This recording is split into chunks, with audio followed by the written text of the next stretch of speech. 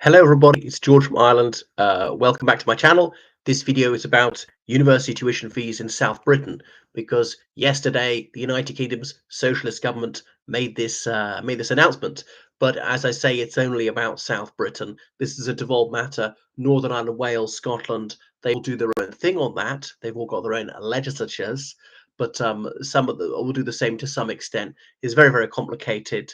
So I think it's in England, if you'd lived in England for at least 3 years before you began university, it's whatever amount. Whereas if you lived in England but went to university in Northern Ireland, you're paying more, and vice versa. Right. So Labour several years ago said they were going to abolish university tuition fees altogether. They're rising, but by a very small amount. They were frozen 8 years ago. Universities were crying out under the Conservatives to allow the university tuition fees to go up. By the way, this is the maximum. Universities are allowed to charge less, as little as say £6,500 a year. Majority are charging the maximum. And as of next autumn, it'll be £9,535 a year for your first bachelor's degree. If you're doing a master's degree or a second bachelor's degree or something, it's more. Now, this fee is regardless of a university that's sort of semi-state. There are private universities like the University of Buckingham or the University of the Humanities, and they charge whatever they like. So universities, they get some of their funding from the government. Oxford University complains that they get less and less of the government, which demands they do more and more and is interfering all the time. Oxford gets only about 20% of its funding from the state, whereas other universities has a much higher percentage because they don't have alternative sources of revenue, such as international fees, merchandising, property portfolios, and so forth. So the fees were frozen at £9,250 and in 2017, and that's why home undergraduates were a loss-making prospect. Fees going up by another £285. So whether you're doing economics or medicine, these people tend to earn very high salaries, or doing something that's very poorly remunerated, people doing whatever drama, creative writing. People who got degrees in drama, creative writing end up earning less than average. The whole university tuition fees thing, it goes back to Tony Blair. So Tony Blair came into office with an aspiration to increase university participation to 50% of young people, and that then they came to that under the Conservatives. Is gone down slightly. The fees rise make it go down again. So it really is preposterous. Go back to the 19th century, been under 1% of young people attend university. By 1963, it was 4% of young people. In 1979, it was about 10%. Admittedly, there were polytechnics on top of universities. Is now 50%. Well, slightly below. So it's like 48%, which is ridiculous. You don't need huge armies of graduates. There's just not that many graduate roles. The idea, if you do any white collar job, if you sit at a desk at all, you've got to have a degree. And many people doing things which are not graduate roles. Why do people largely people out of the job market for a further 3 years and add this huge debt to them? So it was unaffordable to increase student numbers so much unless there were fees. So Labour, they broke the seal of introducing £1,000 per annum. I agreed with that, went up to £3,000 per annum, up to over £9,000 per annum, is going to creep up towards £10,000 per annum. It's hard to believe that 30 years ago, if you're a home undergraduate, there were no fees whatsoever, and indeed there were grants, money from the government to live off. Not a loan, it was a gift. Now, you don't have to pay these fees up front. You go to university, you graduate, and then you start repaying it back when you start earning 25 grand or something, which is not very much. And then you pay it back over however long it takes you to pay it back. And the more you earn, the higher fraction of your earnings are taken. It's a bit like paying national insurance. Anything not paid back after 40 years is written off. It's very easy to evade the repayments by simply emigrating. If you leave the country, there is nothing they can do. So it's an imbecilic system like that.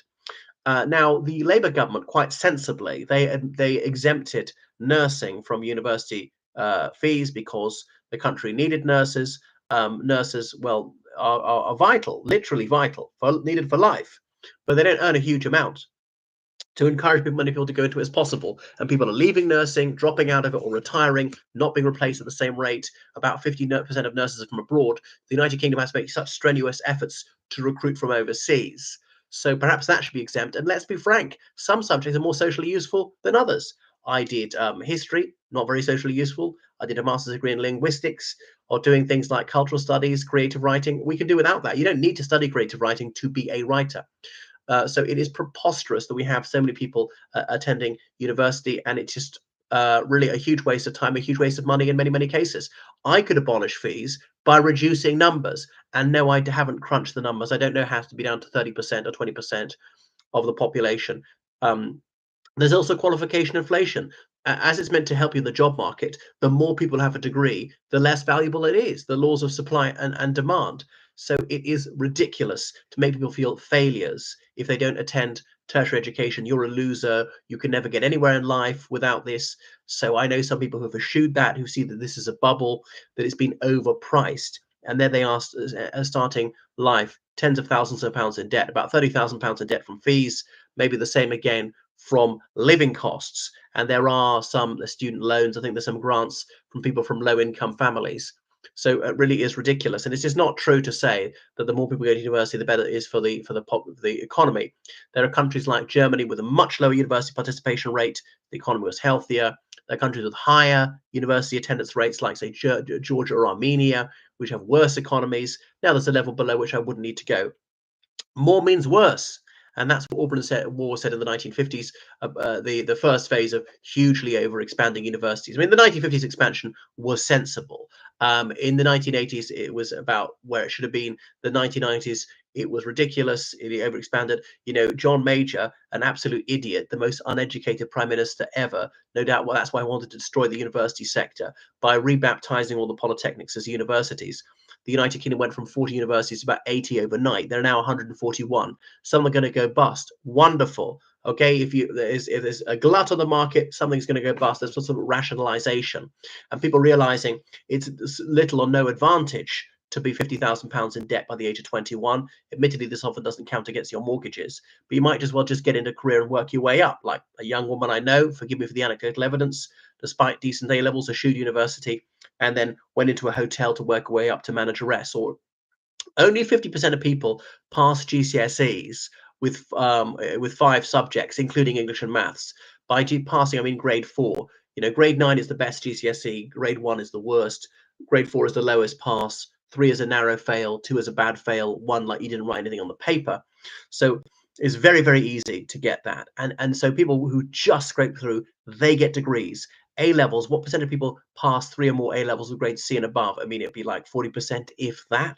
Some which are very, very easy. These people are just simply not academic. They're not bad people. They may have wonderful other talents in other areas, but we should not be putting people who are really not scholarly at all, who've got no desire to learn, into tertiary education, which are really just Maoist madrasas. And the left likes it because it's all about propagandizing for the far left. Anybody who questions leftist shibboleths is seen as a fascist and a racist and a whatever else, is just branded all these ghastly insults. And they know that it turns them more likely to be left-wing voters. So the academics, like 80% of whom are left themselves, far left in many cases. So it's very sad that the United Kingdom, which had some marvelous universities, had the whole sector trashed, and academic pay is lower than ever, and yet the vice chancellors are paying themselves more and more.